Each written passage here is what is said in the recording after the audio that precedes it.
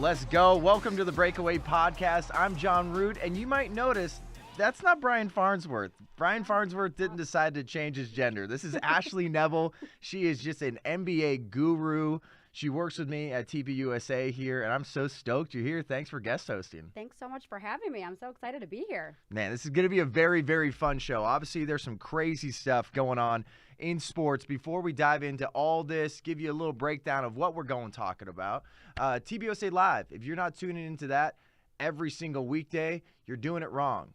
Maybe you're doing it like the Lakers. You're just really doing it wrong.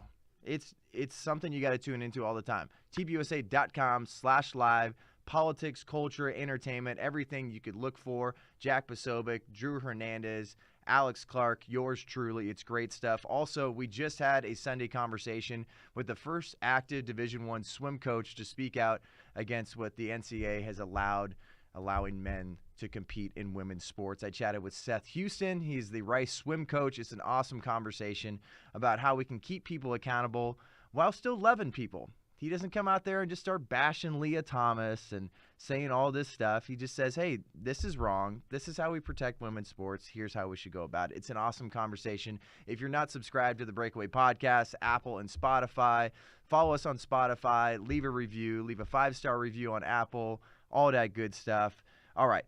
We're going to talk a little NBA. Obviously, that's your bread and butter here. Yep. Deshaun Watson's deposition is hot garbage. I think, obviously, the criminal stuff is out. We're going to talk about that.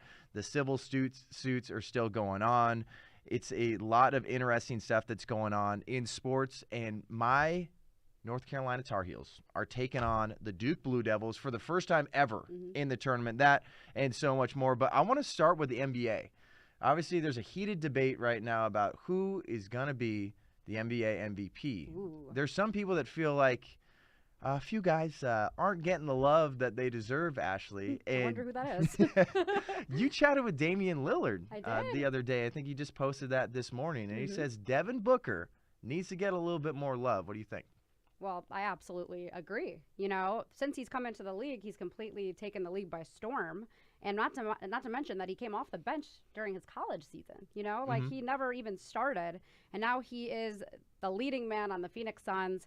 You know, he's always told, oh, you need to have players around you in order to make the all-star team. And now he has players around him, and he's still getting discredited, still getting snubbed, you know, a backup all-star.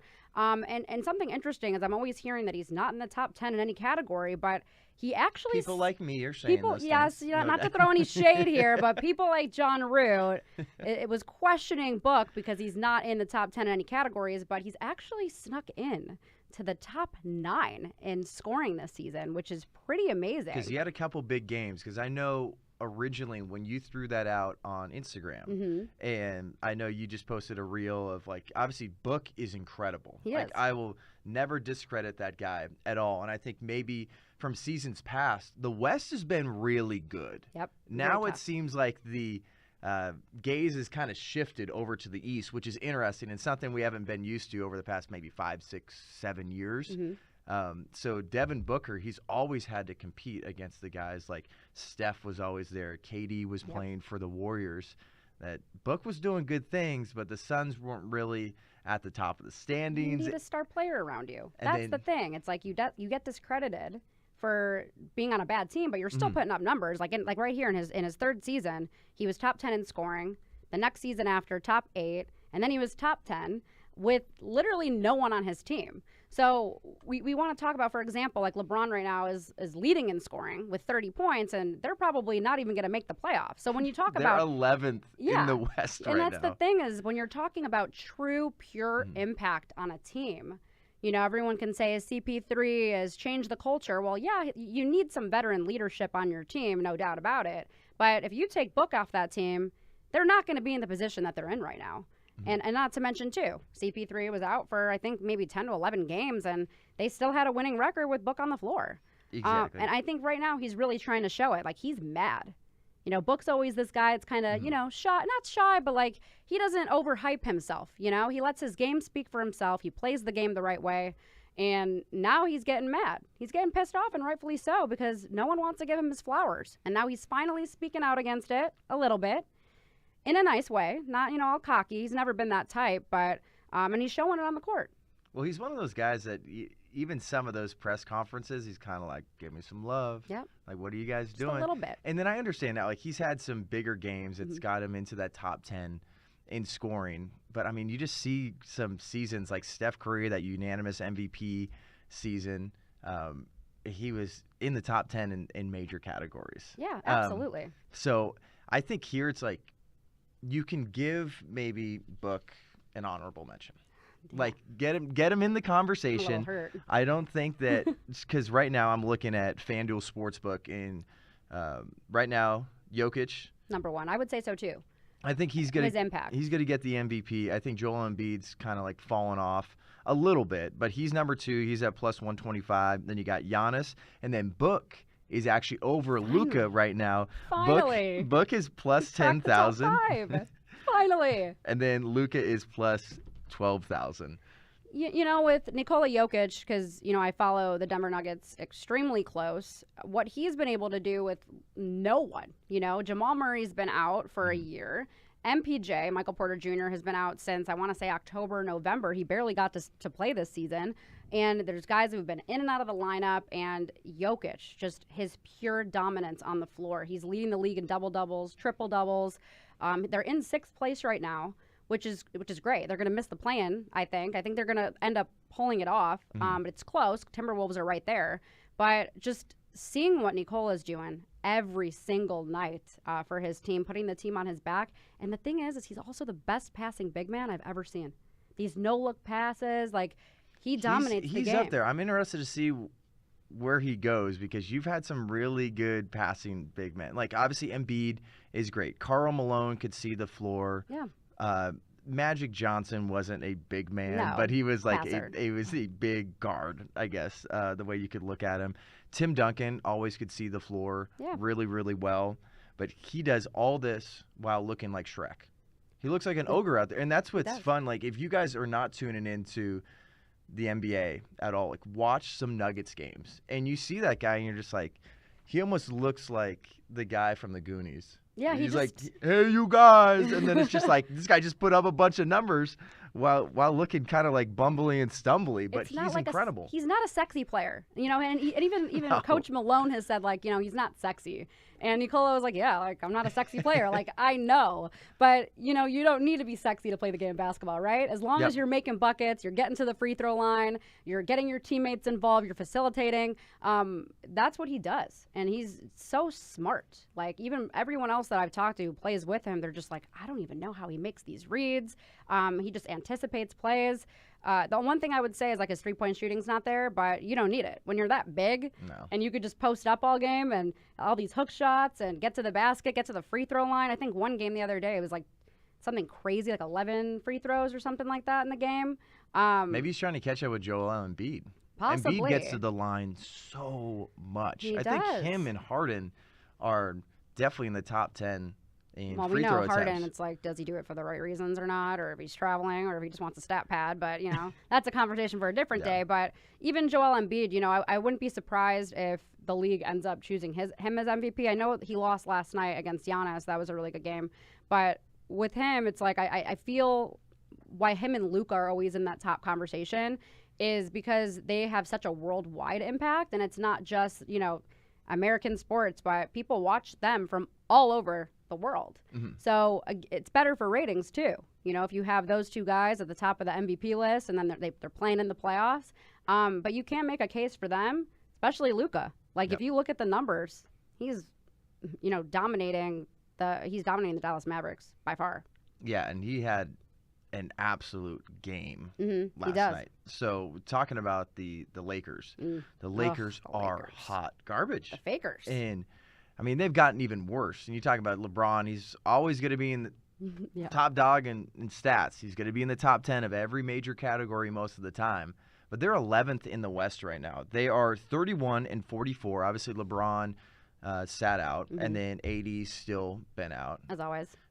The Lakers right now, they made some questionable decisions in the offseason, and then I think AD is making some questionable fashion decisions too. I don't know about those jorts he was wearing the other day. You know, a lot of these guys, I feel like just, you know, they're trying to make a statement or something, or just trying to show that they don't care. Like, I make millions of dollars. I'm going to show up however. Like, I don't care. Yeah. But with Anthony Davis, is one thing about him that I can say is, like, he's always getting hurt. Like, bro, what are you eating? What are you eating? Like, how are you taking care of yourself? Like, are you even, like, stretching after a game? Like, I don't know. Like, do you even go in the cold tubs, the hot tubs? Like, that when I look at a player that just keeps getting injured over and over and over again, it just has me questioning, like, who does he have around him? You know, like, who's guiding him to making him feel better, to make sure that he's on the floor? He's getting paid to literally do nothing.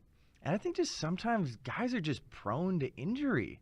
Like, you see people like, he's not like, I'm not going to make an AD and Greg Oden comparison, but you see, and then like Oden just kept getting hurt. Yeah. And then Derrick Rose kept getting hurt. Like, He's hurt again, but these are guys that are just constantly, and there's AD, just, it seems like there's something that always comes up. And then you see in the NFL, Jimmy G, I'll always talk about Jimmy G. He wins games. Mm-hmm. He doesn't do it in a pretty way. Yeah. But also, is a team going to be really attracted to try to trade for him or pick him up? Because he gets hurt all the time. No, the liability. You need these people on the floor and on the field. But the question here with the Lakers is, do they sit LeBron for the remainder of the season? We got about like 6, 7, 8 games left in most teams' schedules. And if he does play, is he just stat chasing? That's a packed question there. You know, I don't think LeBron would be the type to just want to sit out for the rest of the season. He's not, doesn't give me that quitter mentality, although that was a narrative that people wanted to paint back in the day when it came to the fourth quarter. There was definitely some questionable times where it's like, dude, you look like you're crawling on the floor and you don't even want to be there. I don't think that's the case. You know, I just seeing what he's been able to do and he's 37 years old. I mean, he's playing like he's still in his 20s. Like, he's got all the athleticism in the world. You know, I think it just depends on how bad his ankle injury is. I wouldn't risk further injury if just to play in a play-in game. You know, I don't see the point in that. Re-aggravating and like an ankle injury, like, that's no joke. Like, you kind of need your ankles to play basketball, you know. Would I sit him? Like I said, depends on the injury, on the extent of that. And I don't think it would be all about stat chasing. I mean, he's probably going to win the scoring title this season. But I think if he does put up big numbers, it would be to try to play in the play-in game and then get eliminated and not make it to the playoffs. I mean, there's really no – to me, he probably should sit out. I mean, at this point, like, what's the point? But with him, it's all about legacy all the time. It is. It's going to look bad. It's going to look bad if he sits out. Space Jam, a new legacy. Right, which is why he's not going to sit out, I don't think. It depends on how severe it is. But that's another thing, too, is, like, the Lakers, like, they're horrible this season. I think they're 22 in both defensive and offensive efficiency. Like, that's not a playoff team. That's terrible. Terrible. Like, I just haven't seen anything worse than that. And then also, too, you can tell when they're frustrated. Yeah. Like, they start talking to fans. Yeah. Like, there's been times where, like, I don't think there's fully all the info that came about LeBron. I think it was in Detroit, ended up kicking a couple fans out. But when you start interacting with fans a little bit more, like, there's always going to be the chippy fans that are off to the side. Like, that's just what fans do, and especially if you're going to be in L.A. If you're in L.A., you win games. That's what it is. If you're the Dodgers, if you're the Lakers, obviously the Clippers are now held to a higher standard as well. Yeah. If you're just an L.A. team, you got to win. You got to handle the pressure. And I feel like a guy like Russell Westbrook, no offense to him. Again, I know some of these guys, so I just would hope that they're not tuning in and being like, damn, she's just tearing us apart. But the thing with Russ, it's like, why are you responding like this to fans?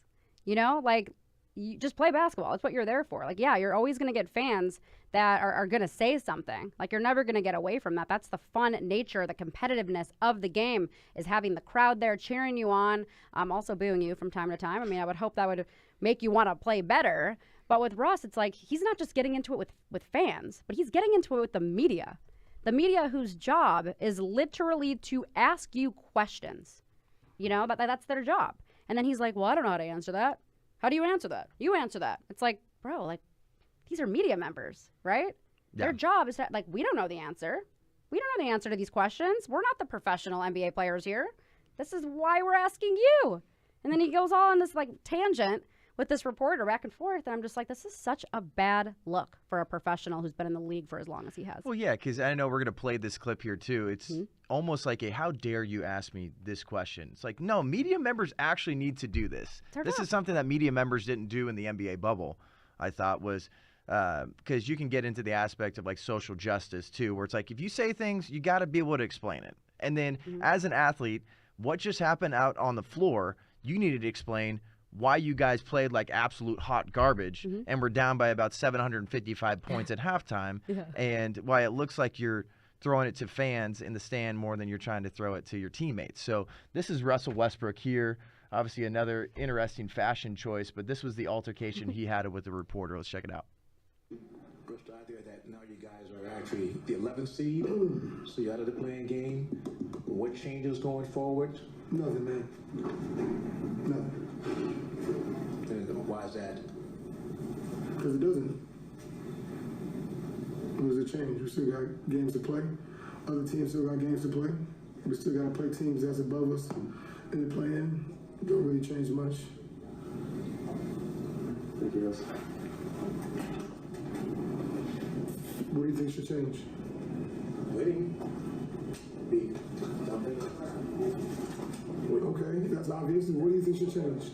Winning. Winning games, playing hard. You ask a question, give an answer. That's all. You got to answer the winning?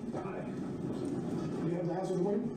I'm not out there playing. Maybe I think you give me the answer, but you think. Exactly. So I don't have to answer. You know, exactly. If you don't have it, you out there. If you ask me to have an answer, you don't have it either. Well, but I don't play, Russell. I want to get the information from you, so that I I'm can only one person, Jim. Right.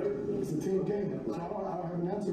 Okay. I may have it. I don't have it. It's all good. But I'm asking the pros who know the game, play the game, what you think you can do to make it your part, their part, everybody's part. That's what I'm asking. No, I really don't. I really respect that. Okay. You got that? You got that? No. You got that? No, respect. It's all good. See that? It's good. You got that? All right, cool. You got it. Make sure you record that. And obviously they're able to figure out a little bit at the end there, but you can tell he is so frustrated because I've said on the show many, many times, I don't think any team that has Russell Westbrook on it will win a championship. I just don't think he is championship caliber. No. I think he can put up some – you even look at the stats. I think he has the most misleading stat line maybe in the history of the NBA.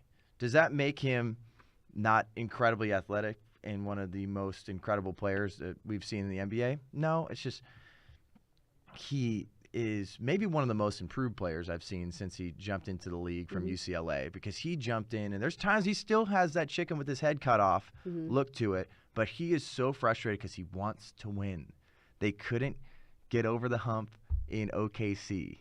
He couldn't get over the hump, obviously, when he joined the Washington Wizards. He was trying to figure out a way to win ball games there. And then once you join the Lakers, you're like, wow, I'm with LeBron. Like, we're able to get like Melo back too, and all this stuff. Like, let's try to win now after the bubble. He's frustrated. Also, too, there's a part of me that thinks a title is a title, but it kind of makes that bubble title look a little bit more of a fluke than a legit title.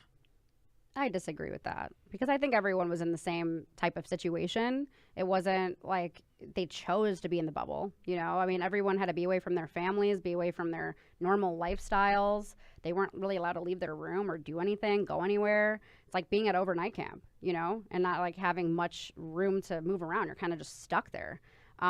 Yeah, for some of the guys, it was like, okay, more attention to basketball. I don't have all the distractions and whatever, but I'm never going to discredit a situation where all players and teams are kind of in the same boat there.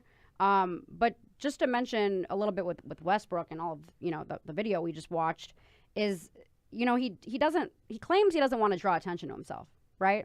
He's sick of the questions. He's kind of just like, I'm not going to answer, whatever. And like what he just pulled off right there is like, dude, you literally just drew all the attention to yourself.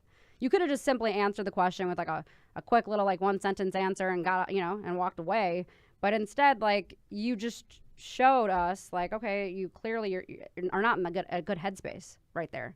You know, you're trying to start things with fans, start things with media. Again, we're just trying to do our jobs. There's nothing wrong with that. Well, it says everything you need to know when someone's defensive like that. He doesn't have confidence in himself or his team. He does too much.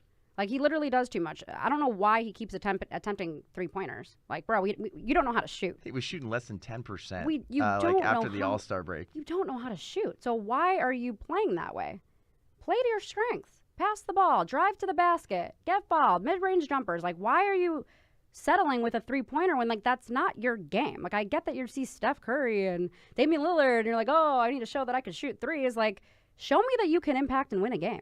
That's what I want to see. Well, he can play some bully ball, too. Like, just take the ball, drive it to the hoop. That's it. And he's always trying to do too much. It's what it is. It's Way too much. And especially now you have a team that's desperately trying to make the play-in tournament because he doesn't want to go and join the Lakers and be like, oh, the time that you joined the Lakers, they didn't even make the playoffs. Yep.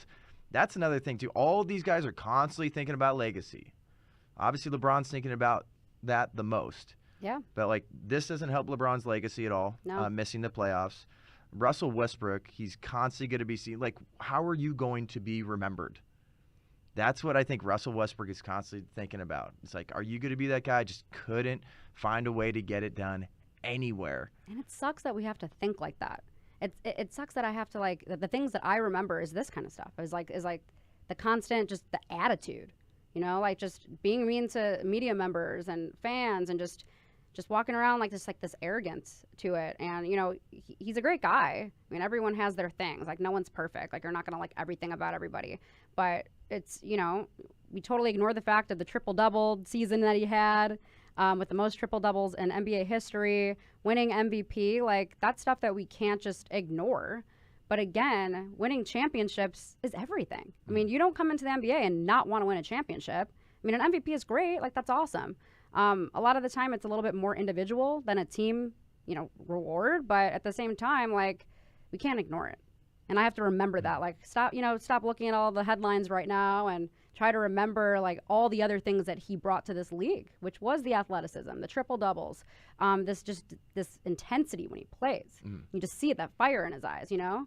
And also, too, you can see some players and teams that know how to interact with the media really well. Yeah. Like, I think the Warriors always have done a great job. Because there's times where, you know, you're not living up to the hype here, Steph, or you're not as clutch as you should be, or the team is, you know, how are you feeling about the standings here? I feel like they always are prepared with answers. Always. That there's times here, especially, too, like, you have the bright lights of L.A. all the time. So media is going to be a little bit different than it is in San Francisco, no doubt. They're tough. But there are certain teams that I feel like they have a good PR squad behind them. It's like, okay, I understand from a branding standpoint, from a legacy standpoint, but, like, you got to know these are probably the questions you're going to get asked.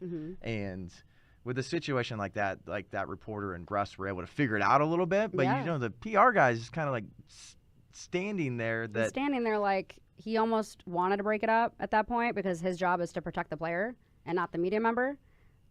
It's always a weird dynamic because you want the media there to cover your team, but then I bet you, like, they're probably not even going to allow that guy to, like, ask another question. Like, I wouldn't even be surprised if they, like, tell that guy, like you can't come back to a media press conference. Or they're not going to, like, call on him for answers anymore. It wouldn't surprise me at all. But a press conference that I loved was Kyrie Irving. So Kyrie Irving was finally able to come back because the science changed. Oh, boy.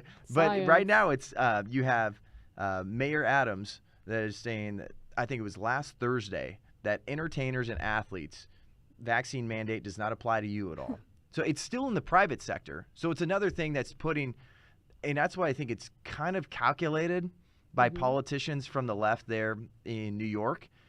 Because if I was a citizen there, I'd be like, I'm pissed.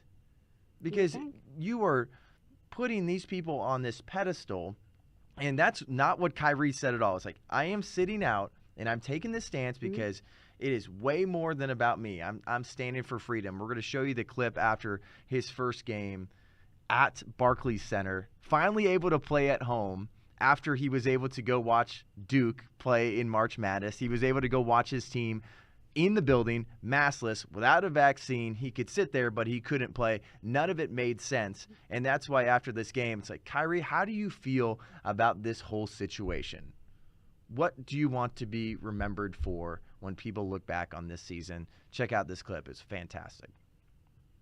I've made it very clear it was never just about me. Make sure that I'm standing on what I believe in and freedom. I don't think that's a word that gets defined enough in our society. about the freedom to make choices with your life without someone telling you what to do.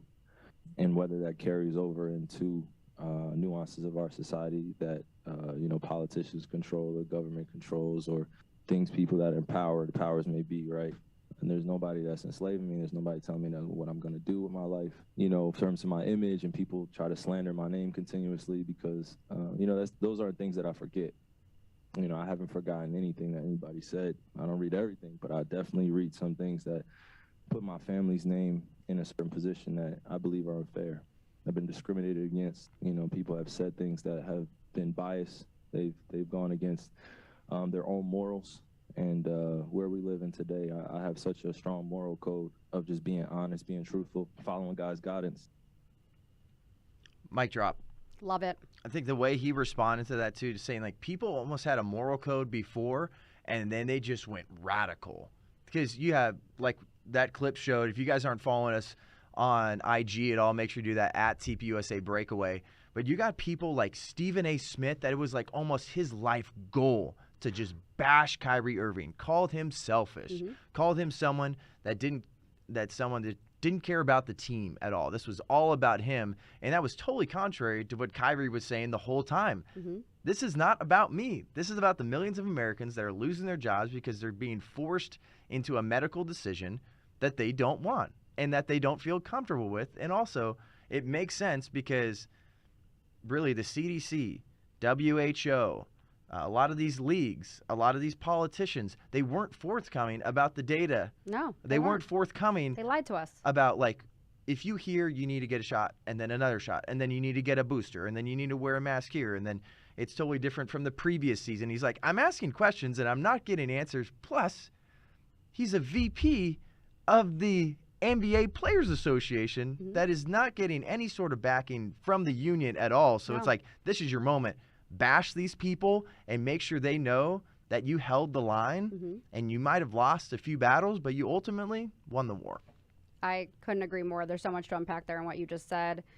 I don't know where all the critical thinking has gone. It's like to a point where it's like you just believe that what everyone tells you, and then when you ask questions, like they don't want to answer the questions. Like, nope, stop arguing with me. You can't question the science. Okay, well, the science keeps changing, right? Like that's what science is. It changes. You're supposed to ask questions. Like there's supposed to be long-term studies on this thing, and suddenly like that's not okay. I don't know how far we've gone in a society, but I respect Kyrie Irving more than anyone because that is really hard to stand your ground like that when you have the world, the media, players against you, teams against you, a city against you. That's not an easy task. And I think that he handled it with such poise, and he was trying to do something for everyone, stand up for everyone. Yep. And I think he should even go a step further because he didn't do what he set out to do. He's able to play now. The players are able to be unvaccinated and whatnot, but there's still that mandate in place for normal people in New York, which isn't fair. You know, how is it okay for athletes and celebrities to be able to get away with these rules, but it's not okay for the general public? I mean, we're all people at the end of the day. We all deserve the same rights, and he was even talking about being discriminated against, which he was. How can he not play on his own court? He's paying taxes. He's living there. Like, it doesn't make any sense. And then Stephen A. Smith, don't even get, we're going to get started with that. Oh, let's get started. We talk about Stephen A. all the time. I just cannot with this guy that claims, oh, I'm buddies with these guys, a whole brotherhood. And then you sit here and you bash Kyrie Irving like it's your job. And you don't try to even understand his side of things or his perspective. And you're a media member, right? Like, you're supposed to be like a well-known, credible journalist, but you're not trying to even understand where he's coming from. Your job is to literally just bash and defame his character, which is another thing. You're literally breaking the law. That's what they ended up doing is, it's basically libel. It is. That's exactly what they've been doing. So that goes to show ESPN's perspective here. Yeah. They like to pretend like, oh, we just care Disney. about, Disney. Yeah, it's all under that umbrella. Like, oh, we really care about the community. Like, that is my face. Any single time I see Stephen A. Smith say something about Kyrie Irving. Same. Because I think what Kyrie Irving did, we're going to look back decades from now and be like, that is one of the most courageous stands we have ever seen in the history of sports. I agree. And there's other players, too, who we know have vaccine cards that are fake, the fake passports. Antonio Brown? I mean, you got an extra one for the right? rest of us? Seriously, but it's true. So all these NBA players, when they try to say, 97% of the NBA is vaccinated, that is a lie. I know that's a lie. Not going to go into too much detail, but, certain teams were telling, their players to lie to the media. First off, it's not the media's business. You shouldn't be asking me any medical questions anyways, unless it's like an injury that's impacting on the floor. But when it comes to like being vaccinated, like that's such like a violation in human rights and in my view. But a lot of these players who want to like get mad that Kyrie's not vaccinated, like you guys are lying to the league. Like you guys are lying to media. You guys are not all vaccinated. Like we know. I know there's a lot of players that are, behind the scenes that are totally on Kyrie's side. But they're too scared to come out and say something because of all the backlash. And this isn't just basketball now. This is politics that are involved. When really it should have been just about health. Why did we turn this into politics? Well, and then also you're talking about some of the healthiest people on planet Earth. Exactly. Who take care of their bodies, spend millions and millions of dollars on their body per year. Yeah, like people like LeBron spends a lot of money. Him, Russell Wilson, Tom Brady. These guys, that's the reason why a lot of these guys are able to have longevity. And then obviously people like Aaron Rodgers too. It's like, are you going to go up and ask an athlete, like, do you have any STDs? Did you have sex over the last week? Like people would freak out and they'd be like, "Whoa, what? How dare Like you?" that's my personal business. Yeah. Like you can't ask me that." Yeah. It's the same thing here. It's like, why is there no bodily autonomy anymore? Like you're going to tell me what to do with my body while there's plenty of evidence that athletes have suffered like myocarditis. Yep. They've had heart issues. And a lot of these players, too, they don't have the standing of a LeBron or Russell Westbrook or Kyrie Irving, KD. Some of these big names, they're like, I'm trying to break into the league. I'm trying to, like, make my money and stay in here for as long as humanly possible, or, like, try to stay in the G League or just make a living. It's not and if fair. they get something, like, their body is everything. It is. Like you screw that up, you're done. You're like, over. What It's else are you going to do? Like a lot of these guys, they spent their whole life to play basketball. Obviously, we can get into, sure, that's why schooling's important. You should be able to like build a brand outside of just being an athlete. But here, it's like these guys are at the 0.1 percentile in the entire world. You want to talk about health. You want to talk about their health when literally America is leading in obesity, heart disease, heart attacks, and depression, suicide. Like the list goes on. We're in the most unhealthy country probably in the world at this point. And then you want to talk about these players, about their health. It doesn't make sense. And Kyrie's done a great job interacting with the media. He has. He hasn't shied away. Very good job, because I'll go back and say it, like, Kyrie's a weird dude. He is a 100% weird guy. Different. Like, and like, whatever you want to call it, different, weird. But like some stuff, like, flat earth things, like he'll go and he'll throw like the sage vape everywhere. It's like, whatever, do your thing. I like that. I think you need a little sage once in a while. It makes him super interesting, but also that does not devalue his stance or anything he's had to say. I agree, but also too, like, just to prove your point even more, is that you're not going to like and agree with every single thing a person does. Yes. And that's something that I want to hit home, is that people just look at a small fraction of someone's life or their career. Like Westbrook, for example. Like, that's why I try not to get too buried and lost in the headlines or what everyone wants to say. It's like, you're going to say Kyrie is weird for all of this. He stood up for something on a national stage that no one backed him up with. I mean, you're not going to like everything. He might do a little sage and, kumbaya with his legs crossed and, his eyes closed. I don't know. He might be doing some meditation. He's doing like a Doctor Strange impression. I mean, that's his thing. It works for him. But obviously he's very clear up here with most things. I mean, maybe the flat earth, I'm not sure the whole conversation with that. I don't know if it's like we misinterpreted what he said, because that happens a lot. But I think overall he's at a really good place. And as he mentioned, God is something very close to him. And that's important. I mean, that's important for anyone. Yeah, that's why I'd be interested to hear what he actually has to say on top of that. Like, so when you say, like, God, like, explain that. Like, I would love to have, we've had Jason Romano on the show. He's the podcast host for Sports Spectrum, Christian sports outlet.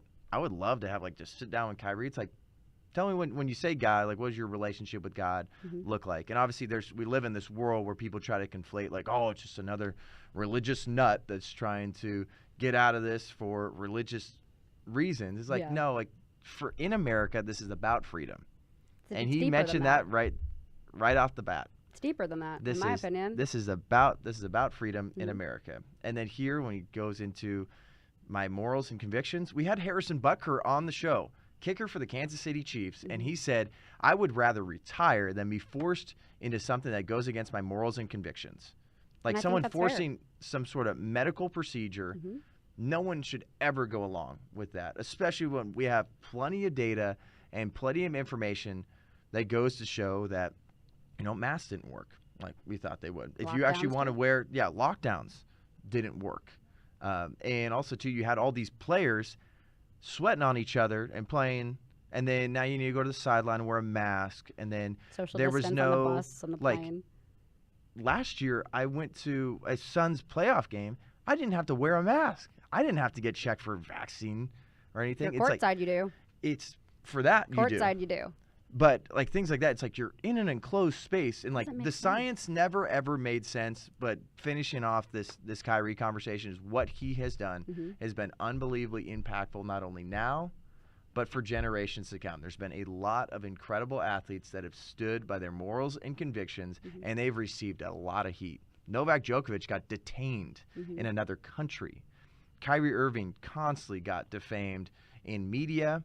And there's also a lot of people, you just don't hear the support that he gets. I know we went outside of the Footprint Center where the Suns play, the little man on the street, and I was like, what do you think about this? And a lot of people were just like, I think in America you should be able to decide for yourself. He had a lot of backing, but I think what he's done here is fantastic. I agree. And I'm definitely going to be rooting for the Nets. Yep, so am I. Hopefully they go far. I hope they do well. I'm hoping. Yeah. I haven't been too impressed, but it's hard. It's hard to build that chemistry and gel when you have a player that's only part-time. Exactly. So, I mean, he's gone through a lot. And then right now you got the Nets. They're 8th in the Eastern Conference. They're 40-36. They're right behind the Cavs. Cavs have had a great year, too. But I do want to dive into some March Madness, baby. Let's go. I brought this up. My heels. Let's get it. Oh, my gosh. This is one of the best rivalries in the history of sports. Ever. I want you to give me a guess. From the past 100 games that Duke and UNC had played, what do you think the record is? Well, I have that in my notes. Should I not look? Oh, dang, you saw him. I know, I saw.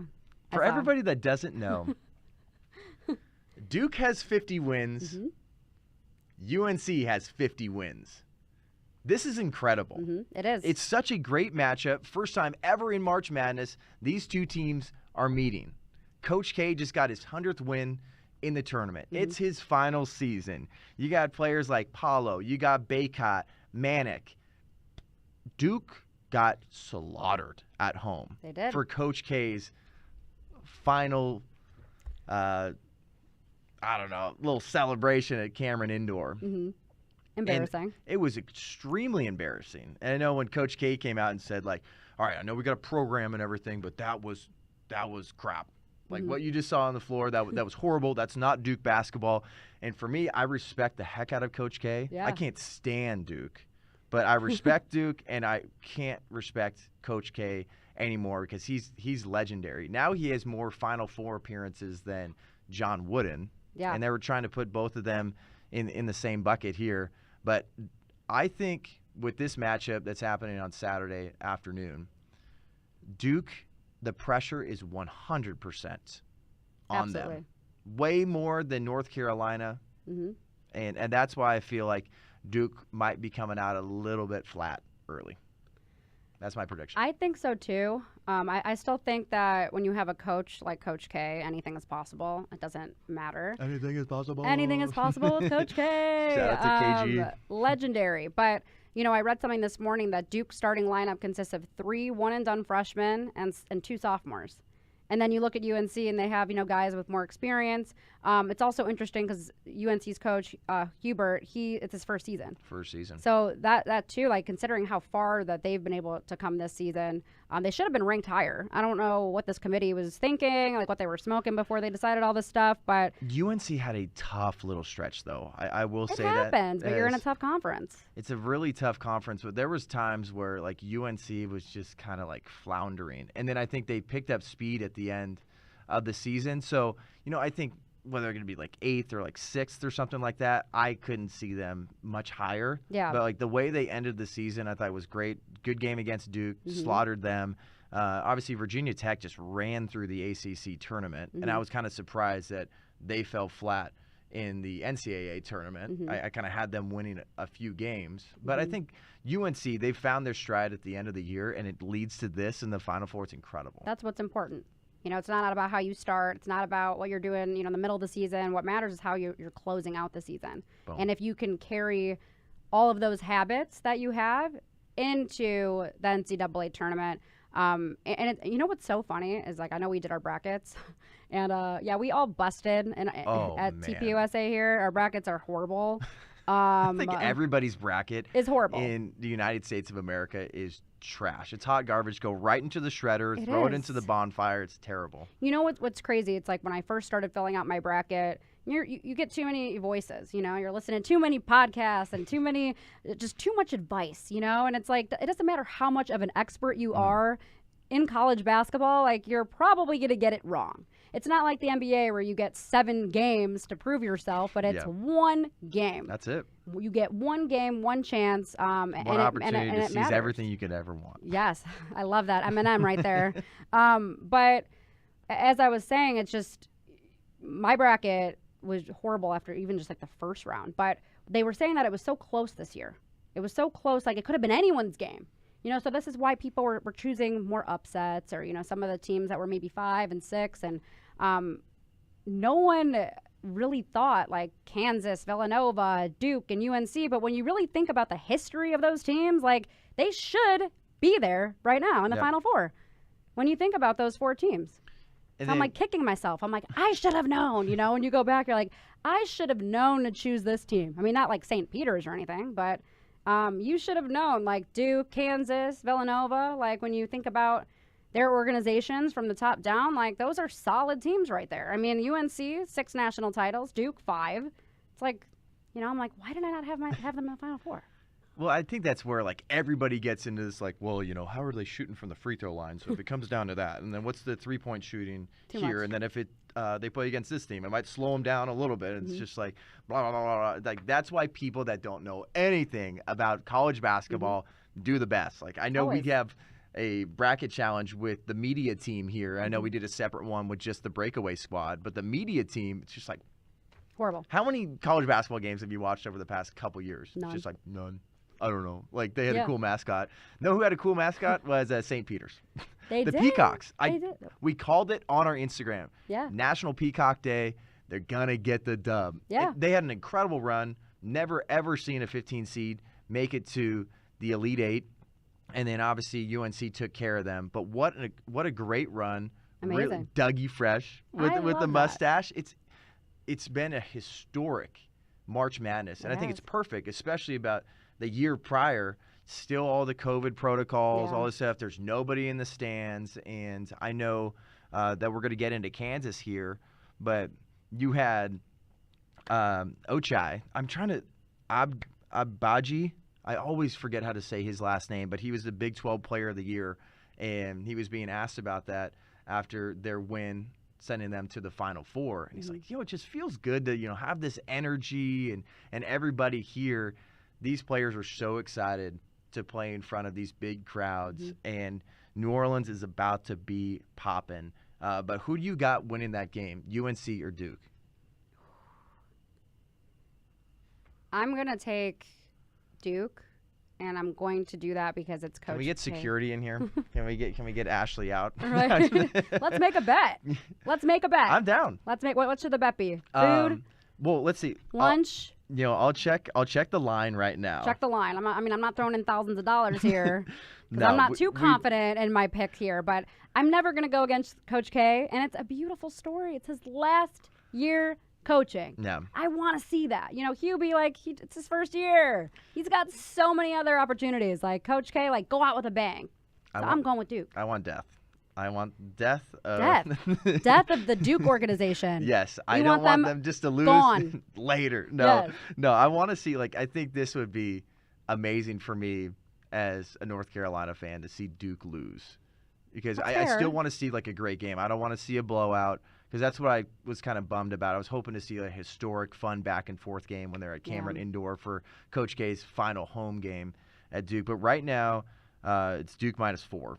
I mean, like I said, Duke has a lot of young talent. You know, a lot of UNC, they have a lot of guys who are, like, you know, juniors, seniors, and they have experience. But, I mean, it's going to be a close game. Mm-hmm. I mean, they're going to go out. They're going to go out with a fight. But I just don't know if UNC is going to be able to beat them again. So I'm probably, I mean, they have a season split. They both have won one game. Lunch. Deal.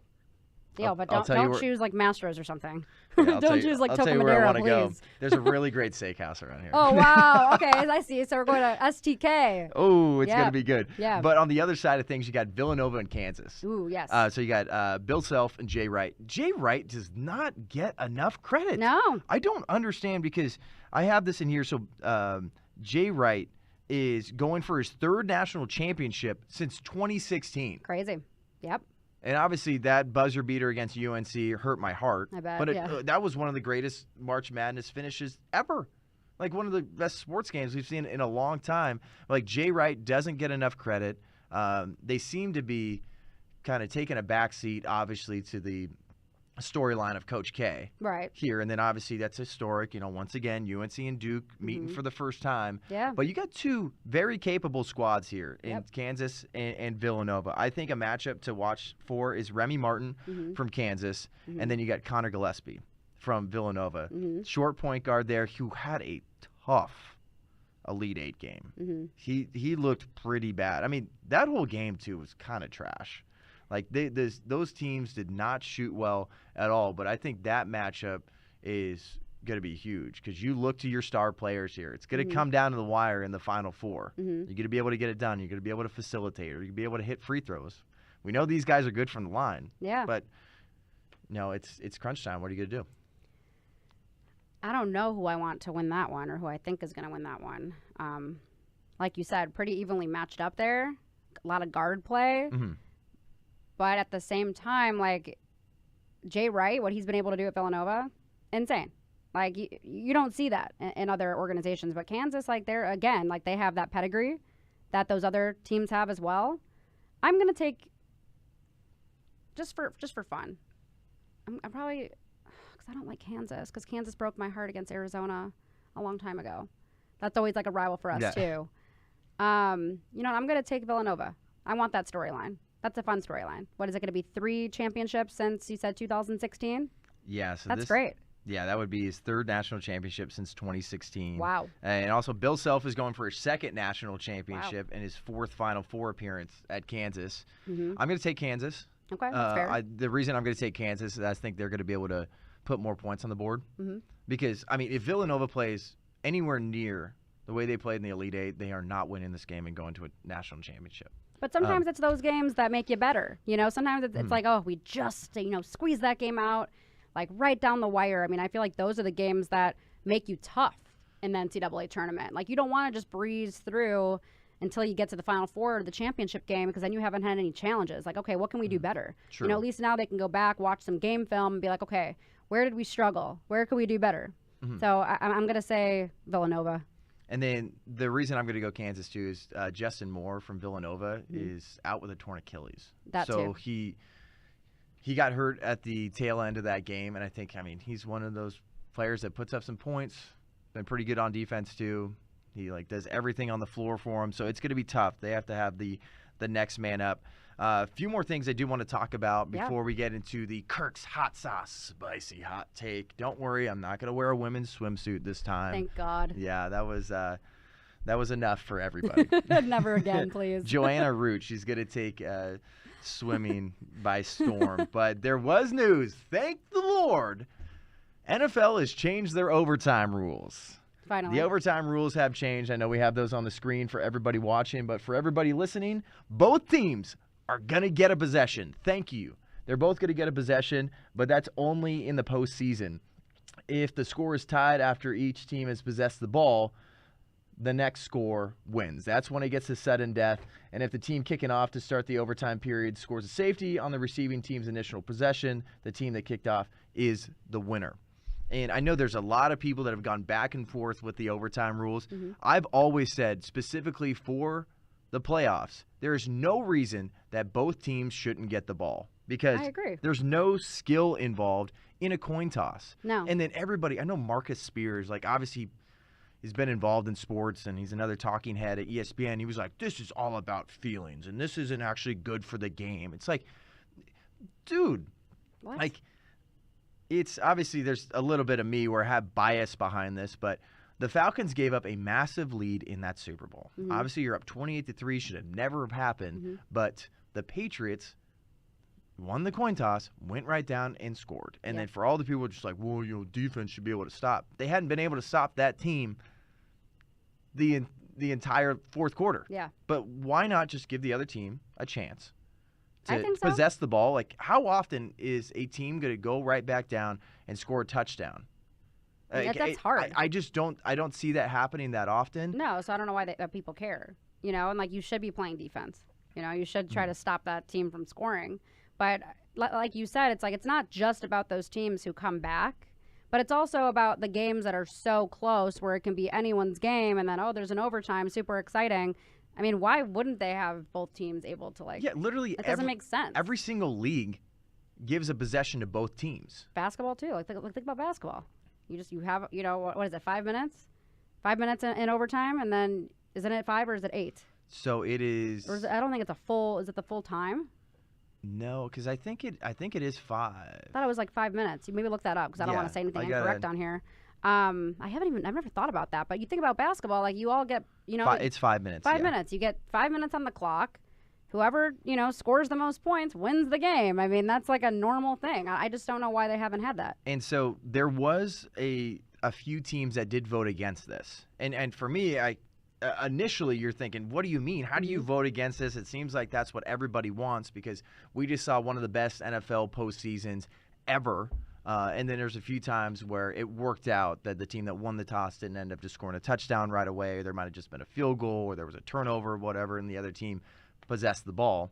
But there was times where you have an incredible game like the Chiefs and the Bills, and it's like there's so much back and forth. Like, give the other team the ball, but the Vikings were one of those teams that voted against, and they said their reasoning behind that was there's no time limit here. So it's not like a 15-minute overtime to where you have a team that gets the ball, and let's say they have a long drive down the field, and there's only 5 minutes left for the opposing team to score. The opposing team has all the time in the world to score. Because I know that's something I brought up on the podcast. It's like there still should be a time. There still should be time because your offense can oftentimes be your best defense. Yeah. And that's what we see throughout NFL games in the first place. So I definitely understood the Vikings saying that. And also with that, there's more importance on not receiving. Because if I'm a team in the playoffs and I win the toss, I would defer because you know exactly what you need to do and you got plenty of time to do it. Right. If they got a field goal, if they got a touchdown, if they didn't score at all, you know exactly what you want to do. And that's similar to college. Like college, when you have it within like the 25, most of the time you're just like, all right, we're going to play defense first so we know exactly what we need to do. So the argument against the whole time thing is if you just play for time, one of the teams can run out the time. They could just run, literally, unless it depends on how long it is. In overtime, I would think that they can run out the clock. Yeah, because I mean, I don't think we've really. I mean, it's got to happen at some point in the NFL where someone took a whole quarter to. I mean, get down the field. I just You're not don't gonna make everyone happy with that. Yeah, because even a 10-minute drive is crazy Yeah, long. So that's just like. That's just a number I'm throwing out there, but I don't see a team taking 15 minutes to get the ball down. Down the field. I like how it's proposed now. I like that they each get an opportunity to have the ball. I think that's fair. Yeah. And I would want to get the ball after. I would want to defer, like you said, is because you could see what they're doing. Like, do I have, because what if you only score a field goal if you have it first, and then the team's like, okay, cool, I know what I need to do. Let's score get a touchdown, or at least tie the game again. Yeah. Your options there. Yeah. So it's kind of, it's going to be unfavorable either way, like a coin toss. That's just how it's always been done. I don't know any other way that you can possibly make it better. Yeah, just keep the coin toss. Give both teams a chance to possess the ball, especially in the playoffs. Like regular season, I know there's a few people who are saying like, well, this extends the game, and so much of the NFL has been focused on player safety. Like, is this going to put them in another position to potentially get hurt? It's like, all right, anything. I think that is anything too. But just like regular season, sure, do sudden death. That's fine. Whatever. Sucks for some teams. But I like the way the NHL does it. They have. Obviously, it's a little bit different that if you make it to overtime, you get a point. And there's so many games and points put into play. I think the NHL does a good job, but there's still a winner after that shootout in the regular season. But there's no shootout in the postseason. It's overtime. Yeah. And you're going to keep going until a team scores and wins. And there's so much crazy change of possession in the NHL, so it's giving both teams a chance. And then also, too, you're doing a puck drop, so when you're doing that face-off, you still kind of have a good chance to try to possess the puck. So I think it's great, though. This is fantastic. I know it's a little bit different than what Harrison Butker had to say on the show. He was hoping there would just kind of be a kicker off. That's what he'd say. Just throw your kickers out there and just keep moving the ball back, and then whoever misses first. I know he wants to have kickers more involved in overtime, but I think this involves kickers more too. So I think it's good. But another piece of news out of the NFL, a couple things. We're going to start with Deshaun Watson. This whole situation, to me, has been schemy and sleazy and muddy and not forthcoming. Yep. Because he sat out all of last season. There was 22 sexual assault allegations. It's a lot. 22! A lot. That's a ton. This isn't just like a couple of times where you hear about a player and then just one. One is too many. One is definitely too many. 22. And 22, that's a lot. So we found out there's going to be no criminal charges. And then now there's still these civil suits. But Deshaun Watson, his audio and video came out from his deposition. And my goodness, it was, if I dare say, incriminating. You had them ask a little preface before you show you the video. All right, was this person a professional? Did you find this person attractive? Just explain to us here. And his answers, it's almost like, did you talk to anybody on your PR team or get any sort of legal advice before you jumped in front of these people? But check out this video. Telling you that she wasn't going to go to a hotel room with you? I don't remember that. The Fox 8i team giving you the first look at Deshaun Watson answering questions in lawsuits filed by 22 women. Women accusing him of sexual misconduct. Strangers he met through social media for massages. That's why I saw it on Instagram. So you think you saw a story that involved her? Definitely possible. Definitely possible. Did you find her attractive? That wasn't my intention, sir. I didn't ask you what your intentions were. I can't answer that. I have a girlfriend, so that wasn't my intention, sir. Okay, so you can't answer that because you have a girlfriend. Because that's not what I was looking for. What did you want from her? Just a massage. Was she a massage therapist? Yes, sir. Licensed? I'm not sure, sir. Trained?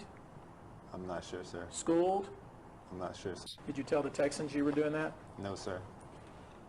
Did you tell your trainer you were doing that? No, sir. Pretty risky to go to some place you've never been before, to have somebody you didn't really know, you didn't know anything about their skill level, to give you a massage. So what I'm trying to figure out, Mr. Watson, is why you would post something on Instagram suggesting that you were in New York City when you were instead in Houston getting a massage. On the advice of my lawyer, and I think we could cut it off from there. That basically just tells In the the depositions, story. Watson also and I know a Fox outlet from Houston ended up releasing this deposition. And when you get a simple question like, did you find her attractive? Obviously it's something that guys think about when you go and get a massage. Is that person attractive? But usually you're going to have somebody that's licensed at good at what they do. So it's not like a incriminating thing, like saying that somebody is attractive. Like no one's going to be though. Like it could be. It could be. So he was also like, if I say she's pretty, they're going to think that my intentions were to sleep with her, not just to get a massage. You know what I'm saying? Like, so I can see why he was like, what do I say here in that case? I mean, because if he if you end up saying those weren't my intentions, it's like, Deshaun, we weren't asking you about your intentions, because basically if you say those weren't my intentions, you were kind of admitting some sort of guilt. A little bit. That there's something that happened there that maybe shouldn't have happened, or that was, who knows, consensual in some way. Yeah. We don't know yet. But why in the world would you respond to a question of, do you find this person attractive? It's like, oh, those weren't my intentions. That's clearly like someone that's got their mind racing. And usually as a quarterback, you would think you kind of got some of these things together. And he's had plenty of time to think about how he's going to be answering these simple questions. And on top of that, it was funny, before I even saw the response to one of the questions, is when they were asking him if he knew anything about this girl. Do you know that? Does she have a degree? Does she go to school? What about the training? And it's like, why would you go and get a massage with someone that you don't know anything about? Like, she's a complete stranger. Like, you didn't know of any of her background. He's one of the top athletes in American professional sports. You don't know if they're licensed. You don't know if they're good at what they do. Yep. Like, weird. We talked about before about how much money these athletes spend on their body, and they have some of the best trainers and training staffs in the entire country, maybe even the entire world. Yeah. And you have no idea if this person's licensed at all. That almost goes to show that he was only going to get a massage for one reason and one reason only, and it wasn't just to get a massage. Exactly. That's how I look at it. And it makes me think of, like, I don't know, if I took my car in and somebody was like, is that a licensed mechanic? Like, do they, like, work on cars? Would they be able to, like, fix that? I'd be like, oh, I don't know. What? Like, you're not going to go get your car fixed by just, like, some random Joe Schmo on the street. Yeah, and then obviously, like, there's different massages. There's a therapeutic massage, and there's more of, like, a PT massage or something like that. Like, I don't know, as an athlete. But, like, if you don't know this person is good at what they do or is licensed at what they do, that's when people are going to think, like, all right, dude, you went to go bang-a-rang. Like, and it's just like, and then you can't explain that and be like, well, you know, I have a girlfriend. It's like, that also doesn't make you look good. That doesn't mean anything with these athletes. Like, let's just be real here. Like, you think these guys are all loyal? Like, you're mistaken. It's like, oh, yeah, I'll give him the benefit of the doubt. He's got a girl. Like, absolutely not. That's what I've kind of appreciated with some different media outlets, too. There's been some hosts that have been like, guys, I'm going to be honest, too. Like, I'm not going to stand on my high horse and try to say that, you know, I haven't been like Deshaun, where it's like I had a girlfriend and cheated on them. Like, there's plenty of people out there like that. Like, nothing I've ever done. Yeah. I think that there should be a respect factor in honoring that person. You should never put yourself in that position. Yeah. But there's another little piece of this, too. He was talking about how he brought his own towel to these massages, where it's another thing I was thinking was like, that's weird. It's very I would love to hear you try to explain that, because that's basically like saying, you know, UNC just beat Duke. Ashley, you're going to take me out to dinner, but I'm going to bring my own silverware. It's just like, weird. What? That'd be kind of weird. It's so weird, and I hope that the NFL gets to the bottom of this, because 22 allegations is really bad. It's not just like one or two. This is 22 allegations against him. Like, how do you explain that? And then on top of that, you can say all you want, oh, I have a girlfriend. Well, think about all the other people out there who've been accused and convicted of sexual assault. They all have moms, don't they? Just because you have a mom doesn't mean that you respect women. Yeah. So that's the same argument that you can make. Is like, it doesn't disqualify you from being capable of those actions. But that's going to be really tough to defend against. And I find it very interesting that they're not really going further with it. And then also, too, Deshaun Watson just got a fully guaranteed contract. I think it's $230 million. Mm-hmm. We have a long way to go. But the Browns are only going to be paying him $1 million next year. Because that's why I think this is all so sleazy. It is. the whole thing is the NFL has not stepped up to the plate when it comes to domestic violence, sexual assault, any of this. And then now here it's like, obviously in the NFL, if you can play, you can play. Yeah. And they're willing to weigh the pros and cons that like, hey, this guy might be suspended for an entire season. Roger Goodell might have to lay the hammer down, but he's going to be back on I also have not looked into the specific details of the contract to see if there's some sort of stipulation here. Like there's no criminal charges, but there might be some civil suits, and like probably from a civil suit standpoint, it's like probably you want to pay for this, like just pay out, because he also is like he's going in front of cameras and speaking like he feels like he needs to defend himself, but he's not really defending himself, and that's where it's like usually there's some sort of payout here. Well, you would think there's a payout, but at the end of the day, like a payout is not going to change the trauma that these women had to deal with. I'm not saying that all of them weren't consensual, because I know how women are. I am a woman myself. Like, you know, you're with these top guys who have the best bodies. They're great looking. They have this charm about them. This kind of like take over the world, I could do whatever I want type thing. And some girls are really attracted to that. Yep. So at the same time, like, you're not going to convince me that every 22 of those girls, it wasn't consensual. Completely agree. Like, that's just how I feel about the situation. I'm not going to deny the fact that, you know, there might be some instances where he did take his status and his power to his advantage. Like, this happened. It's a real thing. And he should be penalized for it. But at the same time, you're not going to convince me that, you know, every one of those girls didn't have some intent to be like, oh, wow, I'm going to be, you know, massaging this guy. Like, what more can I get? You know, like, you're not going to convince me otherwise, which is why it's not, he didn't get criminally charged. You know, why is it just a civil suit? Yeah.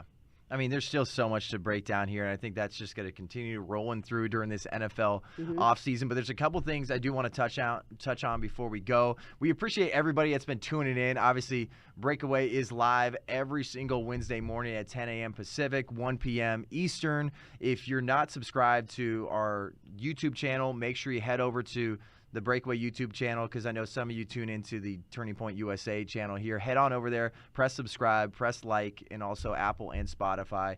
You can follow or subscribe, 5-star review, all that good stuff. Follow us on IG at TPUSA Breakaway. But right now, this is not going to be as spicy and as hot as last week, but I do have a Kirk's Hot Sauce spicy hot take. Let's get it rolling.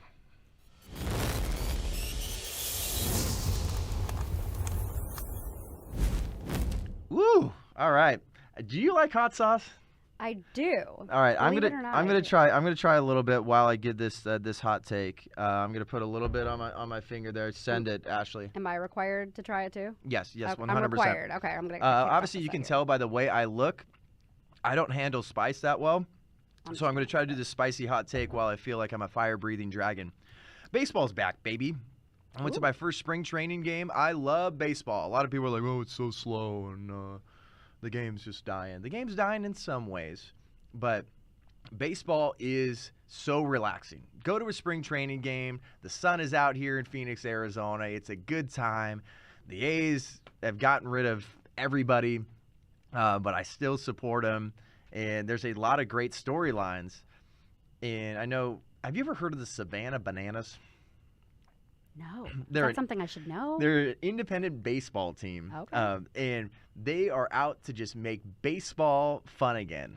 And wow, they that's have gonna be hard to do. They have some very interesting rules. And they actually have one where if it's a no walk rule. If there's a ball 4, you have to sprint to first base, and you can get out if every single player in the infield touches the ball. So you get that ball 4, you're going to have the catcher toss it to like the second baseman, who tosses the shortstop, who tosses it to the third baseman, who can toss it to first base, and they can be out. So it's a really fun league. And actually, I'm going to try to get some people, whether they're in the front office or players there, we're going to try to get them on the Breakaway podcast. But my spicy hot take is, in spring training, to make it a little bit more spicy, if you strike out 3 times in a game, the opposing team should be able to pick your walk-up song. I like that. I think it would make it so much more that. fun, and you could absolutely, like, because there's some guys up there that are desperately trying to make the team. Yeah. Or they might be some seasoned vets. Mm-hmm. Where could you imagine like a Mookie Betts, like he just has a bad spring training game, and then the other team gets to decide what his walk-up song is? Like that, I think that would make it super fun. And there's aspects that everyone's like, how do we make baseball more fun? Spring training is always a good time. It's you have the most access to players than you ever will. I think seeing kids interact with players is so fun at spring training. There's nothing like it. But let's spice it up a little bit, Major League Baseball. Let's do that. 3 strikeouts. Pick the walk-up song. I think it's fun. I think it's fun. I wish I would have known ahead of time. I'm trying to think of something else that I would maybe add. It is very spicy, but it's great. You're talking about this now. Talking about this. I know the producers are back there asking us, like, is it spicy? It's spicy, but it's good. It has a nice little kick to it. They did a great job. They did. Like, I feel like I could put this on everything. Like, I could put this on, like, my egg whites in the morning. I could put this on, like, steak, chicken, tacos. Like, tacos with this? We got to talk to Charlie Kirk's business dude, Jake Page. It's phenomenal. He did an incredible job. He and did. Then for people that are just looking at this, I know we don't have, like, a super tight close-up, but Charlie Kirk's, I think his great-grandfather invented the drop kick in football, and that's on the bottle right here. Wow. So it's really cool. It's good stuff. You guys can go online and find that. All right, as we wrap up here, I want to get your final thought on this during Women's History Month, kind of about women in sports. But before that, Tiger just played 18 holes with his son Charlie at Augusta. He's going to be there for the Masters. That's going to be incredible. Definitely got to check out my Instagram. Ronda Rousey absolutely incinerated the gender pay gap myth. She was talking about, like, well, if I want to get paid more, I'm not just going to ask Dana White for it. I need to show that I'm bringing in sponsors and bringing in money. Incredible response from her. And then I'm going to show you this. This Japanese baseball manager. I know we talked to Dennis Sarfati, who played in the Nippon Baseball League, which is the top league in Japan, where he pitched against Shohei Ohtani. The name of the manager is called Big Boss. I don't even know how to pronounce this name, and I'm not even going to try to, but he entered the game on a hovercraft for his managerial debut for the Nippon Ham Fighters. Check this out.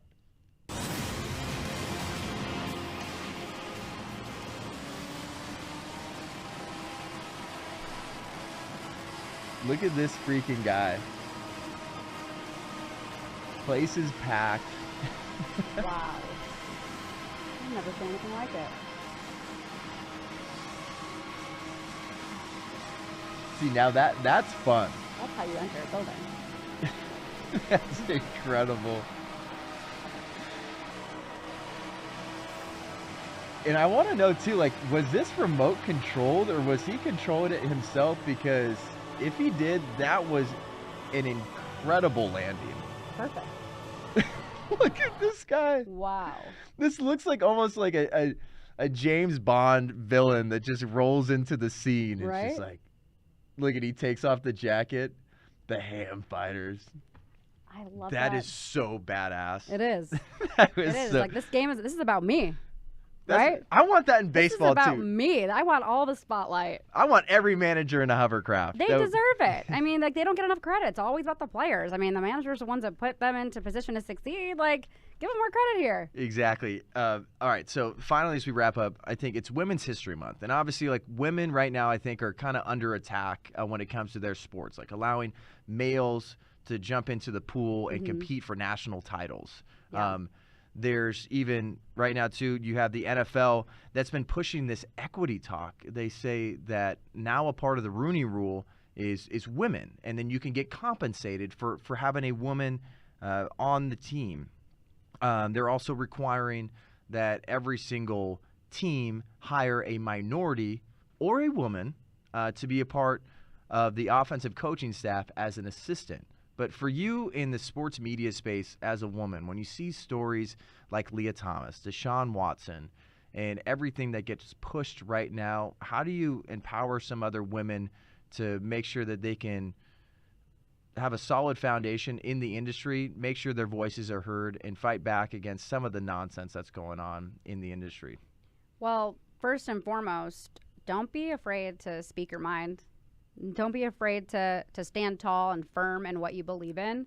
And that's something that a lot of people have always tried to diminish with me, where it's like, oh, you're talking too much. Oh, you have too much to say. Oh, just do what you're told. And it's like, no, I'm not going to just do what I'm told, look pretty, smile on a camera. Like, that's just not going to happen.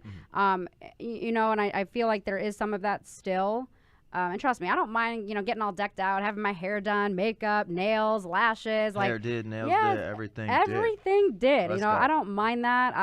I love dressing up. I love walking in there with this confidence. Like, I feel and look great. But I don't use that to my advantage. What I use to my advantage is my ability to speak, my ability to do research, know what I'm talking about, coming in with, a solid foundation of like, I belong here. Regardless if it's male dominated or not, I belong in that room. And even though if I never played basketball or football or baseball in my life, I'm always a girly girl. I was a cheerleader, a dancer. That's just who I was. And that's not going to change, but that doesn't take away from the fact that I went to school for journalism. I'm highly qualified to be able to talk about sports, to ask the right questions. So that's something I would say to women is just, you're going to have to do your research. You're going to have to show that you belong. And that's something that's never going to change. I feel like everyone should. And just be confident in who you are. Don't let anyone take that away from you. Don't let anyone make you feel bad or, feel that you are less deserving of those positions. But also, too, I don't want a job just because I'm a woman. Don't just give me a job because you feel bad and you have to meet some sort of quota. Like, I want you to give me the job because I deserved it. I deserve to be there. I have earned my stripes. That's where I think we have gone so far.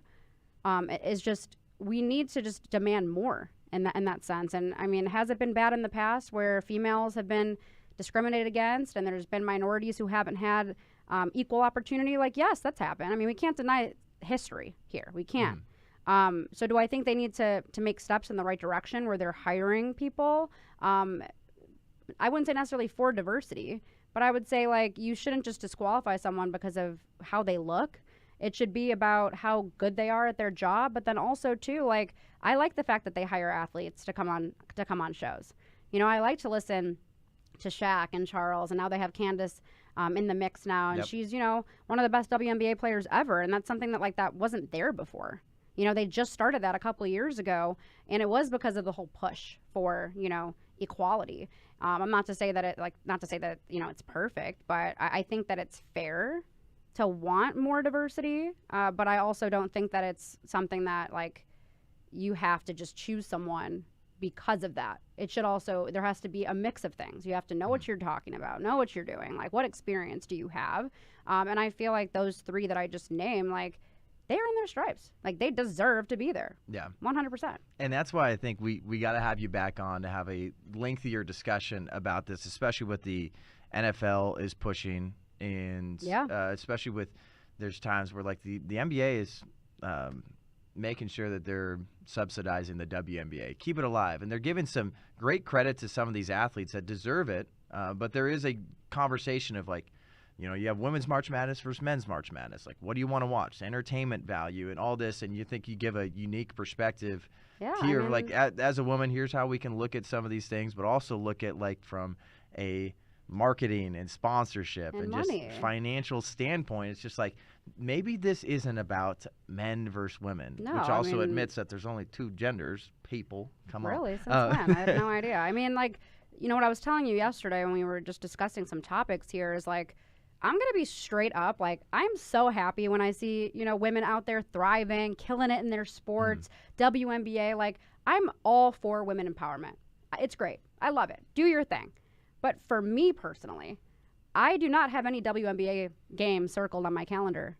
I have NBA games circled on my calendar. Like, oh, I need to get home for Joel Embiid and Giannis Antetokounmpo, or Trae Young and John Morant playing against each other, or Luka Doncic, or Steph Curry, Damian Lillard. Like, I have those games circled where I'm, like, right off the clock, I am cruising home because I need to get home and watch that game. Yep. And it's nothing against women in sports. It's more so, like, I should not have to feel bad about not enjoying watching WNBA as much as I do the NBA, and that's never going to change. It's all about entertainment value. It is. It's like you're going to have apples to apples here, where it's like they're both basketball, they're both professional. Yeah.